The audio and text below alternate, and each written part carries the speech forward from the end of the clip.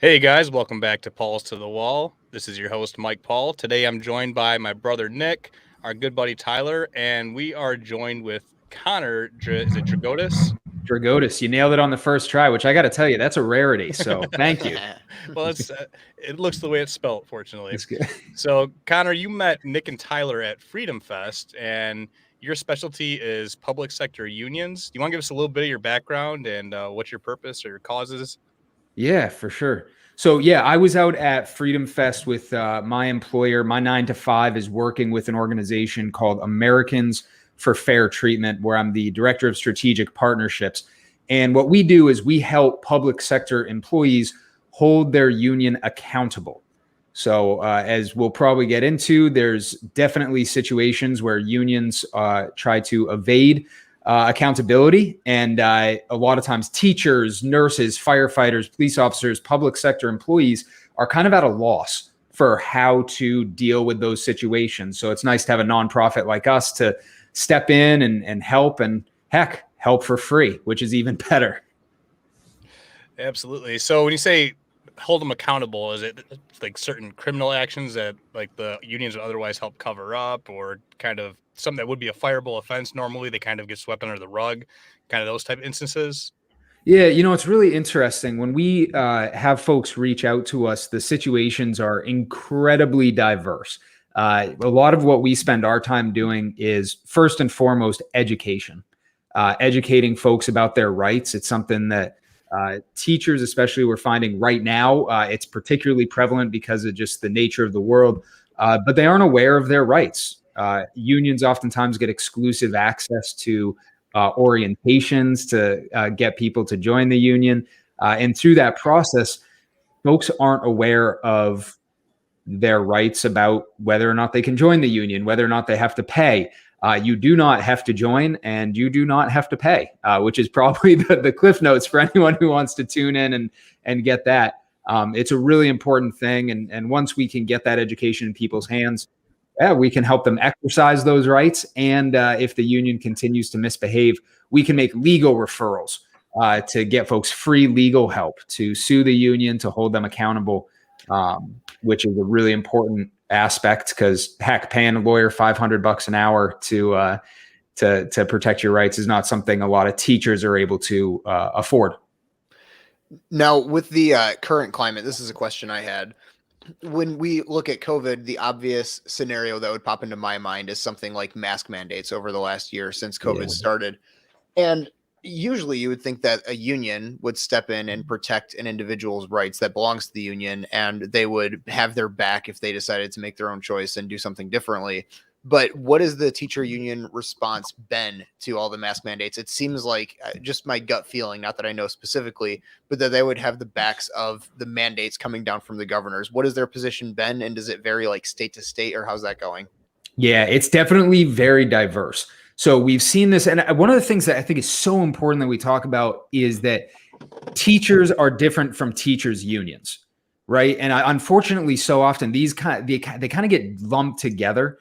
And we see this, we have some political cartoons or, commentary cartoons that we've published. And the phrase that we use is union splaining, right? Because it's a union pushing a teacher out of the way to kind of voice their opinion.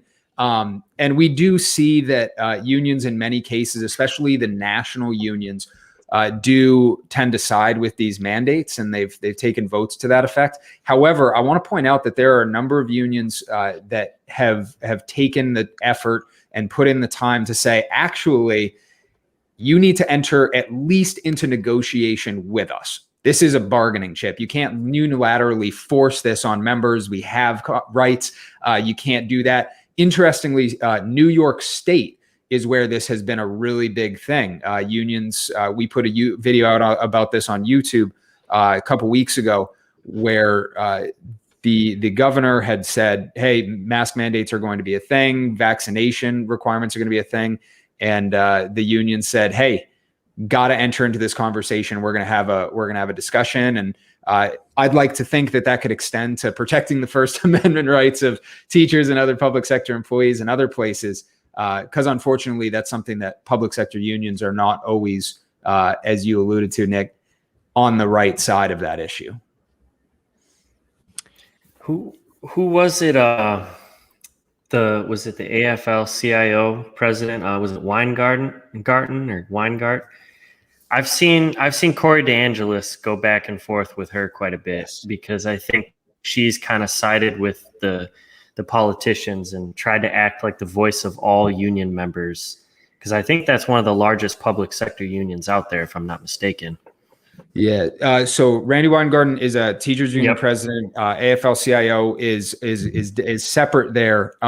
But I do think that you're spot on, and I love Corey. We actually we did a panel with Corey out at Freedom Fest, and it was great to hear him dig in because he is a passionate guy, and it's really true. He has been one of those folks who is holding Randy Weingarten and other union officials accountable to their actual words and actions. Unfortunately, Randy Weingarten was really on the forefront of saying, hey, we should not have in-person schooling. This is too dangerous. And as soon as public perception started to swing, I think it was one of those cases where it's, well, if you're getting run out of town, get out in front and pretend like it's a parade. So she very quickly changed her tune. And Corey was one of those guys, tweeting at her, posting the actual original sources, her quotes saying, hey, if you're going to do this, I'm glad you're on the right side now, but it would be really nice if you were consistent along the way, because these are real people. And I think that's so important when folks come to us, and anytime you see a lawsuit, it's, Smith v. so-and-so, and these legal names, but they're real people who are being hurt by these union policies and who have to take legal action or otherwise get involved to protect their rights. And they're folks with families and neighbors and communities. And it's really important that they get the protection they need. Absolutely. Yeah. I think that there's a lot of, you kind of touched on it. There's a lot of people kind of going along to get along, or they kind of get lost in the collective. Cause I've seen it firsthand. There's a little bit of mob mentality, it's your classic collective. So if you don't toe the line within a union, if you're a member of a union, they can quickly make your life miserable. Even the other members, there's a lot of peer pressure. So it's good that the service you guys are offering, because at least, the more people know they have someone they can turn to if they don't agree with something, or they feel that they're being, kind of a victim of some wrongdoing. That's really good, because I actually was under the impression that certain states you had to join the union if your employer was unionized. Yeah, same. So that I thought so too. That was something new. I didn't know that you still had the option to be like, yeah, I'm not doing this. Yeah. See, that's what I mean. Yeah. This is, I mean, especially in heavy blue states, that's most working people just assume if they get hired, to an employer that's unionized, they have to join. And that's that. It's really unfortunate. And I think in some ways there is a lot of pressure to push that narrative, because it is beneficial to the union to have people believe that they do need to be a part, they need to be a member. I do want to clarify something, I guess, in the way that this is set up, which is that even when someone leaves the union, so let's say a teacher, for example, decides, hey, this isn't for me anymore, I want to opt out, and they leave, they do not have to pay any money to the union. But what the union still gets to do, because of something called exclusive representation, is the union still gets to go to the bargaining table and negotiate on behalf of that individual. So there's no competition. They say, hey, every single teacher in this district, we have claimed a legal right to negotiate on their behalf. Some folks call that free riding. I think it's much closer to forced riders, folks who are stuck in this system because it's representation they don't want, they don't need, but the union makes this claim anyway, and it's protected under the law. Wow. Yeah, what's so funny is this whole thing we're talking about how obviously you're immersed in it, where you see how unions kind of oppress their constituents and these people they're supposed to represent. And when you're in I think it's usually like 8th grade, maybe freshman year of high school, where you learn about like the Gilded Age and how unions first came about. And it's like these people banded together because they wanted representation and didn't want to work 16 hours in the coal mine under dangerous conditions. And you watch this idea that at its core, it's like, okay, that makes sense. Like collective bargaining. So people have, better options, better work conditions, benefits, etc. And it slowly has kind of morphed into this monster, and especially in the public sector where you're focused, because there's that complete lack of accountability, similar to just like public sector and private sector in general. And you'd have to imagine that those unions are sort of like amplified on that same principle. It's true. It's unfortunate because we do see this a lot of times, and I think it's really important as we look back. That's something that we hear all the time, right? Hey, well, my grandfather was in the union, and it really served him well. I think it's important that folks take a look at what the union that claims to represent them is doing right now. Because I think there are some situations where a union, especially at the local level, some unions do really great stuff. This isn't a blanket statement saying, hey, all unions are bad, all unions are inappropriate. What I think we are really interested in is making sure that those who want to join a union have the right to do so. And on the other side, those who don't want anything to do with this organization, their rights also mean something. And unfortunately, that's where the bulk of the work is, because unions seem to rarely turn down someone who says, hey, I want to join a union. A union is very happy to start that process. But when someone says some of the things that you're involved in, that you're advocating for, they're not what's best for me or my family, that is really when things start to get a little squirrely and when people find themselves with their rights violated. Sure. Yeah. So where have the public sector unions been? I know I've seen a couple things. I think there were private sector unions, but on the topic of vaccine mandates, oh, I said it. I said the V word on YouTube, but hopefully we don't get taken down here. But where have they been on jab mandates as of late? And like I said, I'm sure it varies state to state, but what has the overall response been to that? Yeah, let's focus specifically on teachers' unions, because I think that's really where this conversation is happening most of all. Courts generally have been supportive of mandates, especially in the public sector. However, it is still an active debate. I'm not an attorney. What I would say is that this is still an active discussion that's happening all over the place. And it's something that folks who run into situations that they start to feel uncomfortable with in the public sector, if you're a public sector employee and your employer is telling you something, your union is telling you something, please reach out. That's part of why we exist is if we can't get an answer, we will find someone who can. It's really about helping people. So again, I don't want to sidestep it by saying, hey, it's a little loosey-goosey, but the reality is that it is. It's a liquid situation that there really isn't a one-size-fits-all case by, it has to be handled case by case at this point. So some unions have been pro teacher as far as like individual choice, and then some are in favor of it. Would you say it's a mixed bag?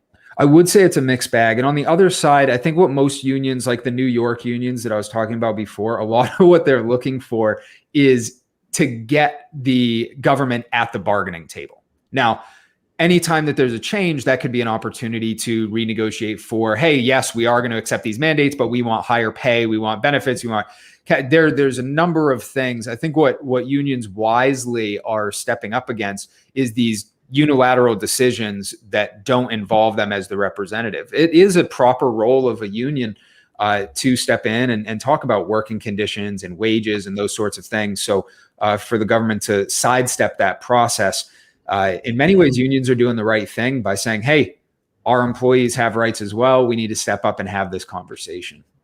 Yeah. Now, how much influence would you say that in the public sector teaching unions do the unions have over like decision making on the school board? Like, for instance, I'm in Illinois, and we just had a 75% of our community was in favor of mask optional, and our school board was persuaded. We went to all the meetings, and they even told us they were persuaded.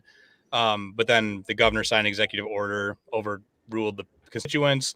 But they were also catering to their union, the insurance company, and their legal team. So it's like, how much say do the constituents, the taxpayers really have in this equation to begin with? And is the union actually having behind the scenes meetings saying like, no, we're not doing this, or we are going to do this? I mean, how do those kind of things work in this world? Yeah. Well, I think one of the best ways to illustrate the way that this happens in the public sector is to first talk about the private sector, where some things are actually going pretty well when it comes to unionization. And that is when a union comes to the table with an employer, let's say they're at a factory, there's a natural tension and a really healthy butting of heads, because the union knows that there's only so much they can ask for before an employer no longer has enough money to do business. Right? There's a finite number of resources for them to argue over. So the line is maybe there's just a smaller negotiation area, and it becomes healthy because the union is willing to give up some pieces. They focus on what's most important. The employer is more likely to say, hey, let's find a common ground. In the public sector, there's a few different things that I call the vicious cycle of union money. And really what this comes down to is that unions end up sitting across the table from the very people that they helped get elected. And that puts it in a really tough situation, because if you're negotiating against someone who you have leverage over, and you have an almost, I'm going to say, unlimited amount of money, which is the taxpayer, the incentives get a little screwy. There isn't that healthy butting of heads. So one thing that unions have done really, really well, teachers unions, the two largest teachers unions, spent $63 million of dues money that they collected from teachers and other employees' paychecks on politics in 2019 and 2020 alone. Now, that's a tremendous amount of money, but more importantly, that is not just going to the upper echelon. It's not just going to DC. A lot of this political effort and the grassroots organizations surrounding the unions deals with things like school board elections.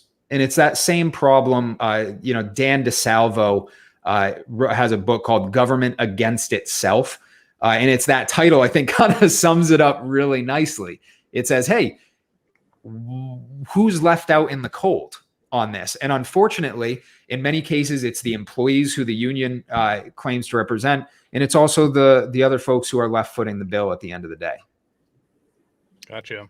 Yeah, it's hard, because we went back and forth for like 2 months, with the superintendent, and even you tell all the teachers were on our side, but it becomes so transparent immediately how little power any of these people actually hold. Like it's a hierarchy, and they always answer. There's one person above them. There's their union. It's like you realize so much of their power is just an illusion, and it's like you said, the public sector where it's like they're infinitely have this money that they can.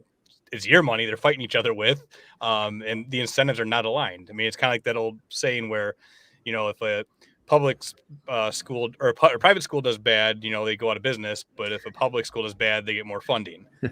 So it's just, I think that's the long and short of how public sector works versus private sector.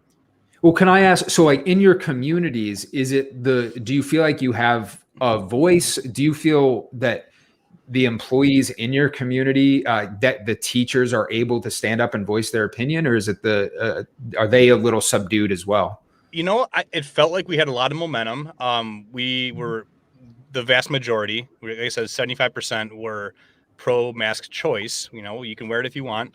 And we were going to all the school board meetings. It was like 12-to-1 ratio. There was 12 of us for every one pro masker at all the meetings. All the energy was on our side. And even the board members, they'd meet with us in the parking lot afterwards. And they were like, 3 weeks ago, I was pro-mask. Like, I didn't know how you guys felt. I didn't know how ineffective these were. You guys completely changed my mind. So we had them on our side. They said we would have won, but our governor superseded our say in our little 3,000 person community. Our governor couldn't even find our town on a map, had more say than the parents. And that's where we stand now. So as of yesterday, I pulled my daughter out of public school, and we're officially homeschool parents. Wow. That's a really big step. Yeah. I mean, they backed us into a corner, and I promised her that thing was coming off her face, and Daddy does not break his promise. So that's where I'm at. It is interesting, all the different factors at play. And I guess I never thought about sitting next to the very people they lobbied to help get elected before. That's in the private world, that'd be considered a conflict of interest. in the private sector, they do their best. I mean, it still probably happens a lot, but it wouldn't happen as easily. Yeah. Well, it's like imagine you're at a bar and you're there with your best friend, and then your boss is at the bar, and you see your boss and your best friend getting into a fight, and they both look at you like you're about to have their back. You know, it's like, what are you gonna do? Just start like kicking your own ass? I mean, it's tough. You see that conflict you're talking about. For sure. So Connor, how did you get into this? You seem to be very passionate about it, extremely knowledgeable. How did you get into this world, and what keeps you going so passionately? Yeah. I started working for one of the law firms that deals with this issue, an organization called the Fairness Center, based in Harrisburg, Pennsylvania. I started working for them back in 2018. And I spent 3 years as the director of communications at that organization, helping tell the story of these lawsuits as they continue to roll out. They actually, the Fairness Center, I saw a press release in my inbox today. They just filed 2 new lawsuits this morning, which they announced dealing with these issues. And then one of the things about working with a law firm and not being an attorney is that there's really a limit on what you can say and how you can get involved. And that was a big barrier for me. So when I saw an opportunity to work with Americans for Fair Treatment, which is obviously not a law firm, though we make legal referrals, it was a really great opportunity to be able to come over here and do stuff like this, talk to people who actually care about what's going on, who want to ask questions. Because really my hope is that by talking on shows like this, that by getting out there and having conversations with the community, by providing education, that, my hope is that you don't need us right now, but that when the situation does come along where you realize, hey, I really could use someone in my corner, that Americans for Fair Treatment is there to answer those questions, get you the help you need. And for me, that keeps me going every single morning. I used to work in retail right out of college for Target Corporation, working in logistics. And I worked in finance for a little while. And I got to tell you, there's something to be said for doing something that you care about every single day. It's incredibly empowering, and it makes a tremendous difference. For sure. Yeah. I mean, when you're passionate about something, you're actually, you're going to perform at such a higher level than if you're just going through the motions for some job you don't care about. I mean, I can just see it when you're talking about it. This is something that you really enjoy doing. So yeah. It's cool to see that. How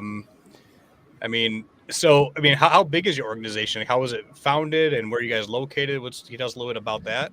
Yeah, for sure. So Americans for Fair Treatment has been around since late 2014, early 2015. And we are a national nonprofit with a state focus. So what we do is we identify states where there are particular issues. Right now, we are primarily focused in Pennsylvania and New York. I'm talking to you now from my home office in Bethlehem, Pennsylvania. And that's because we do work remotely. We have a talent pool that stretches across the country from Florida to Utah, DC, Pennsylvania. And it's just a really incredible opportunity to bring folks together around an issue that, though we focus on a few states, I think people across the country are impacted by this. And it's really nice to be able to make a difference and see the difference, right? When I was talking before about this being real people, I think that's one of the biggest things that folks listening to this could take away from it, is that when you hear about news stories and you read about lawsuits, there's someone there who's someone's son or daughter, who's a parent, who's your neighbor. They might go to church with you. They might be on your softball team. These folks are in our communities, and a lot of them feel a lot of social pressure to stay quiet when they have problems with their union. And we want them to know, hey, you have a community of folks who's here to support you, to be in your corner, to back you up, and to get you the education you need to do what's right for you and your family. What are some victories that you guys have had? Like, if we want to, because we're talking kind of like big picture, like logistically how this works, but like on some very ground level things. And like I said, I can imagine that you guys have been very busy over the last year and a half. What are some of those cases, like to give people hope if they're having an issue with their union and they're not really sure where to turn? Maybe they're intrigued by your organization. Like, what are some examples of things you guys have done on the ground level? Yeah. So there's two things. One, I want to talk about first is the idea of community, because I want to give public sector unions and unions generally credit where credit's due. And that is that one of the things they do really, really well is they create a community. That idea of solidarity and bring people together, it's really empowering to feel like there's someone in your corner. And that makes it even harder when that group, that community doesn't feel like home anymore, because those are your people. One of the ways that we've helped get around that, one of the biggest wins that I would say, is that we actually offer a community for free for current and former public sector employees. So when folks leave the union, when they opt out and say, hey, I'm done with this, I'm not going to pay money into this organization that I don't want and I don't need, you can plug in with our community, which has programming, we have networking, we have liability insurance is often something that people are concerned about. We can hook them up with oftentimes better liability insurance at a lower cost than the union provides. So I'd say that's one of the biggest wins that I've seen in the last several years is being able to provide this community for folks without all of the morally compromising strings attached that get so dicey. The other thing that I'd want to point out in terms of a really tangible win is not in the court of law, but something that we were able to accomplish in the court of public opinion. And I think that's something that folks don't talk about enough. And maybe I just talk about it because it's something I'm particularly passionate about as a non-attorney director of communications, right? But working on these issues, being able to tell the stories of, for example, a guy named John Cabler from Pennsylvania who worked for the liquor store. We have state-controlled liquor stores in Pennsylvania. Yeah. Which is a fun thing, right? Fine wine and spirits. John really wanted to work for them. It's a great job. He was really looking forward to it, and he went to his first day orientation, and a union rep said, "You sign this union card, you join the union, or you won't be on the schedule. You will not have a job." And so John, wanting this job, signed the card, only to find out months later that, in fact, that hasn't been the case since the 1930s. You cannot be forced to be part of be a union member. And when he went back and he said, "Hey, I was misled about this. I want to leave. I want my money back," they said, "No, you're stuck. You have to stay in this union for, well, until a narrow opt-out window, which occurs once every 3 to 5 years for 10 days. Wow. That's a really terrible situation for someone to be in. And when John, reached out, the end result of that story is that John got out of the union and he got every single penny back with interest. And I think that's a really important thing. People are winning when they're stepping up, when they're telling their stories, when they're having these conversations, when they're willing to say something's wrong and I need help.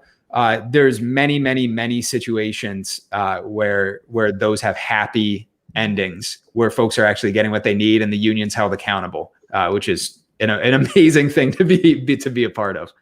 Yeah, no, because I mean, it's not like, a lot of, let's say, like lobbying groups or political advocacy groups. It's like, oh, we need to have some legislation written and it's like this complete uphill battle. I mean, we say like, oh, it would take an act of Congress for X to happen. But I mean, really, if you're able to just enforce what's on the books and to be able to help the people that you're representing, I mean, that is a much easier battle than trying to like proactively change what's already on the books. So that is really cool. And just a quick side story, my in-laws used to live in Pittsburgh, so nice. I had no idea about the state-owned liquor deal. And when we went there, I'm like, wait, we can't just go to the gas station for some beer? And my father-in-law is like, no. He's like, I'll show you. So we go there, and we go to this place. It's like, and maybe this is just the one I went to, but it was like if Costco was in the Soviet Union. Like there's just like half the lights are out and there's just like pallets of Modelo like just laying around. I'm like, oh, this is like the DMV and like Sam's Club. I was trying to figure out like what was going on, and like all the prices were just like crazy high. So maybe it was just the one I went to, but it seemed like it wasn't that much fun. This is the first time I've heard about this. I did not know about your public sector liquor stores. Yeah. That's Yeah. brutal. Well, don't get me wrong. Like obviously I'm here to talk as part of the Americans for Fair Treatment, but I can put on my Connor Drigotas hat separately and say, yeah, it's a real problem. And it's something that as a Pennsylvanian, I've been here since 2009, and it's something that we see and in college, we used to drive over to New Jersey when we wanted to buy beer or buy liquor because it was better prices. And it was an easy, you had greater selection as well. Well, 2 wins for a broke college kid. I feel like Illinois would have been doing that since it's on the table. They would have adopted that years ago. I can't believe they haven't caught on yet. That's right. I couldn't believe, like, I remember saying, like, wait, this has been this way for decades, and the people of Pennsylvania haven't like risen up, like they haven't like overthrown this paradigm. There was a rebellion right after the country was founded about whiskey taxes. Yep. Right. Yeah. So you think that the people of Pennsylvania would get a little upset about this? You know who else has a really weird one? I don't think it's all of Indiana, but maybe certain counties. I think I was in Auburn, Indiana one time, and we went to get beer at the gas station, and they couldn't sell cold beer. Yeah, it had to be room temp, and we were just like, oh, that's odd. Like, we wanted to drink right now. I don't want a warm beer. They're like, well, if you want cold beer, you gotta go to the liquor store, but the liquor store can't sell cold pop.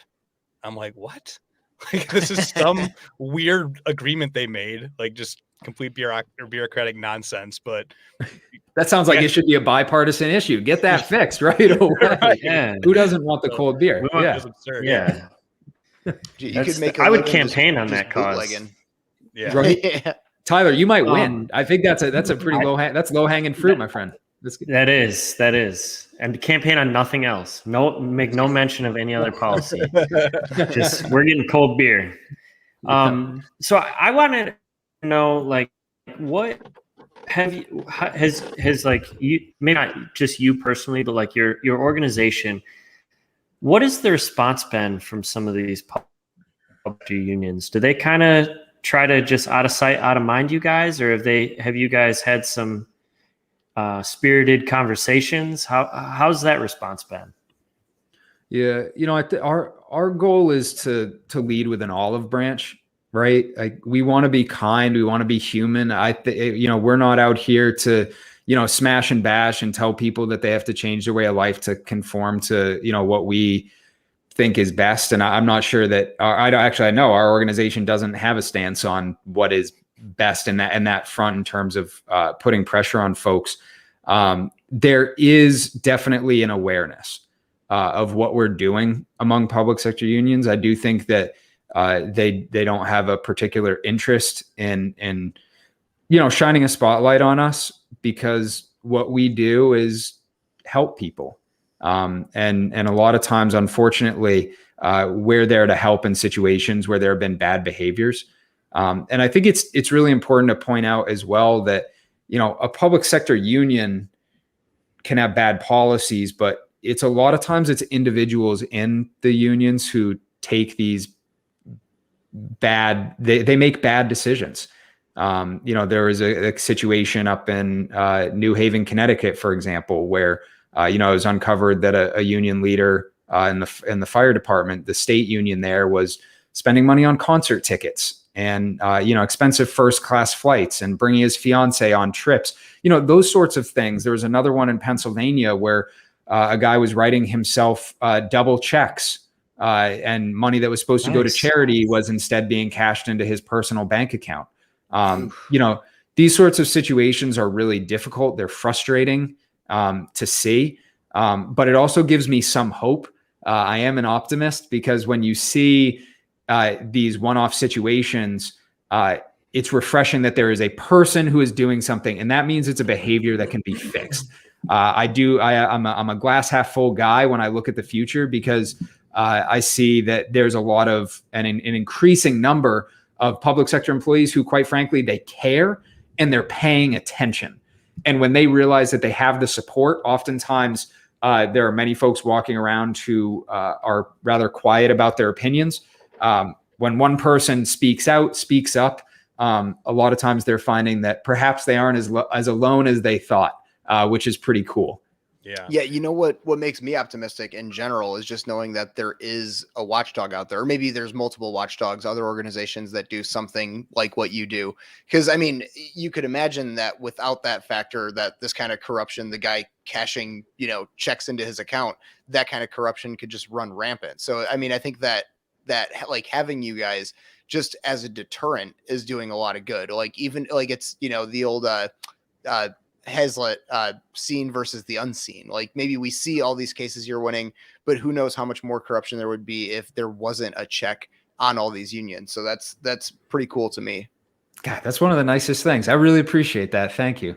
That's good. I want to give credit to, when you talk about the investigative work and shining a light on some of these bad behaviors, our senior writer and researcher, Suzanne Bates, just published an article on our website titled "New York Union Official Allegedly Uses Benefit Money to Buy a Car and Go to Football Games." And you're exactly right. Like shining a light on these moments of bad behavior. That is part of that personally, at least, that's one of the hopes, is that folks will see this and they're going to say, yes, obviously this is wrong. And it could be a deterrent in the future. Yeah, you hear so many of these stories. Like I remember one I've heard, and I have no idea if this is true. It's completely unverified, so don't go investigating it. But I've heard from a couple different people that like in Chicago, which is not exactly known for being clean, right? There's like fire departments where people will put in their 30 years. They'll retire at 51 with a 90% pension. Mm-hmm. And then they'll go to another department 2 towns over and they'll get 10-yeared after like 5 years or whatever, and then retire again with 2 pensions at 90% pay. Like I've heard multiple people tell me this kind of stuff is going on. I can't put a name. I don't know a town. I don't know a real story of that happening, but those kind of stories are all over the Chicago area. So you ever seen anything like that, or that even be in the unions type? It's definitely something that I've heard of. I'm not sure that it's something that we would deal with specifically. My first thought, not a legal thought, definitely a good question for an attorney, and something I might follow up with you guys about. We have a really fantastic CEO who also happens to be an attorney, David Osborne. And that's a question for him, because what I'm curious about in that situation is whether it would be not just possible, but in fact covered under the law to collect one pension, then go, if you're doing the work and then you become entitled to that pension. My guess is that I think some folks would call it double dipping, but if you're putting in the work or you're paying for both ice cream cones, don't you deserve both those ice cream cones? That one would strike me as perhaps something that would need to be fixed or adjusted if it comes with a huge price tag in the legislature, rather than or in a public relations campaign to point out, hey guys, have you seen what's going on with our money? But I'll definitely look into that one. That's fascinating. Yeah, it could be all hearsay, but I've heard it from like 2 different I- people that are not related. So it's like, huh? It is Maybe. possible that it's part of the the bargaining agreement too, because usually they will agree like after X amount of years of service, you get vested in the pension plan. So it's possible, and there might that one might take PR to force the politicians to be like, oh, we got to do something about this. People are mad. Well, I mean, that could be mathematically- some leftover cronyism from like the Jimmy Hoffa union era. It just seems like a mathematical problem where it's like, well, if you're only putting in 57 years of or whatever, combined, but you're going to draw off it for this many more years, like you're going to be taking more than you gave, but everyone does that. It's going to get a little top heavy pretty fast. So, well, and that's why you're seeing all these budget crises now in these very unionized, heavy public unionized states. They can't afford these pensions, and I don't know if that's something that your organization has dealt with a lot, but I would imagine that eventually that will probably be coming to a head. When these states start to go broke and they go, sorry, we can't pay you what we said we would. I mean, it's something that we haven't dealt with in terms of the reality. Obviously, one of the lawsuits that comes to mind is Kiddo versus Erie Waterworks up in Erie, Pennsylvania. There was a situation where 8 Erie Waterworks employees ended up filing a lawsuit because the union in that situation, the employer offered two different contract options, one of which would have done away with the pension for new employees. To address that concern, it would have offered them a 401k, more flexible plan that was actually portable so they could take it with them. All current employees would still maintain their pension, but it would, it'd phase out as new employees came in. And what the union did is when they went to membership to vote on these options, they never even presented the employer option that did away with the defined benefit or the pension system. And the employees were furious. And again, it ended up in a lawsuit where they had to say, actually, we do get to vote on the contracts that the employer offers. You don't have the ability to take away our choice in this matter. What the union argued, interestingly, in that case, is that they have an obligation to represent not just current union members, but also potential future union members who might be impacted by this. And so it was a really novel argument, but I think, everyone at home could probably think for themselves about, what are the implications of that? What does that mean for a community that continues to have that line item? Exactly. And I don't think that,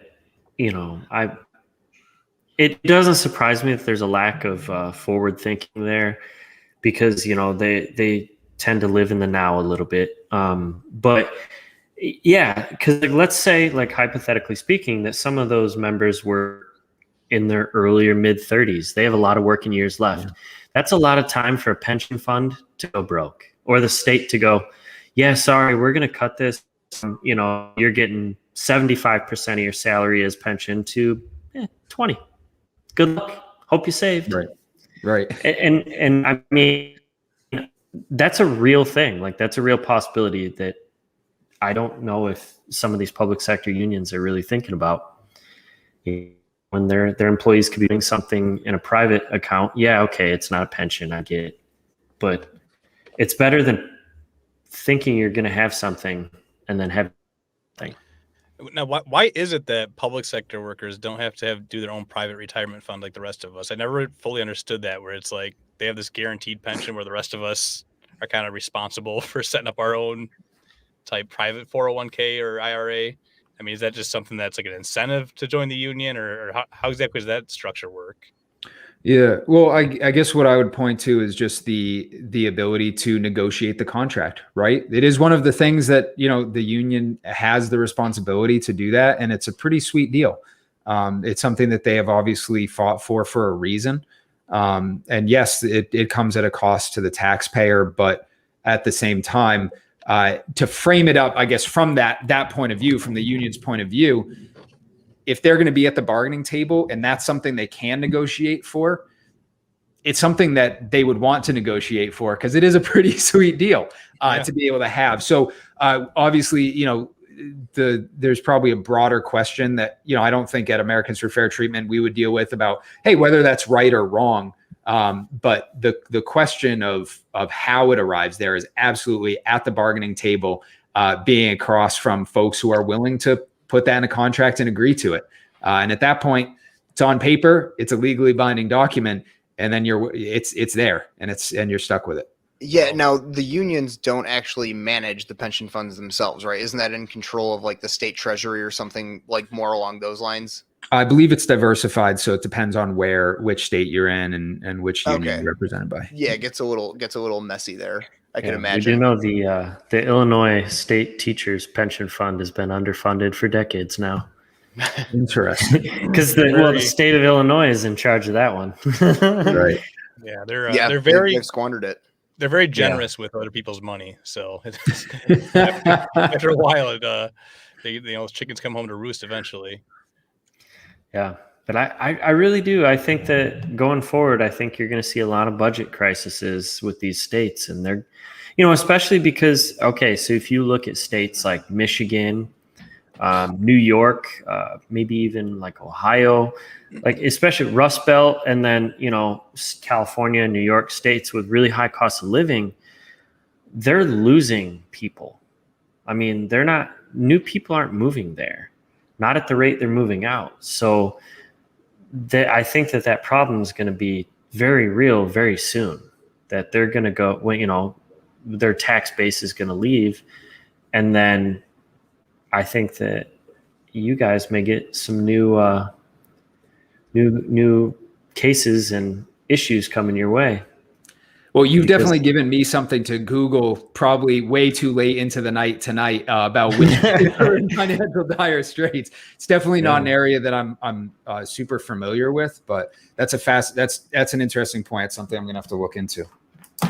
Because I mean, the only way to increase funding of these pensions would be to raise taxes, but these states are already heavily taxed.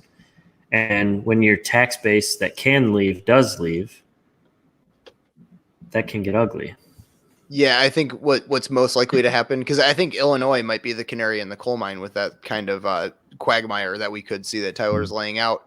And I think what will probably happen is there's going to be some sort of like federal bailout to the state that's financed by the Federal Reserve, and they're just going to turn on the printing presses. Because I mean, if you make to take the union side of this, if you are, a government worker and you belong to a union and you were promised this, the state has an obligation to fulfill that. It's like you could say, hey, it's a bad deal, but it's like at the end of the day, they made this deal with these employees and they have an obligation to make good on them. Who knows exactly where that cost is going to be bared at the end of the day, but that could be something very interesting, and I don't think we're going to solve it on this podcast tonight. That's for sure. So close.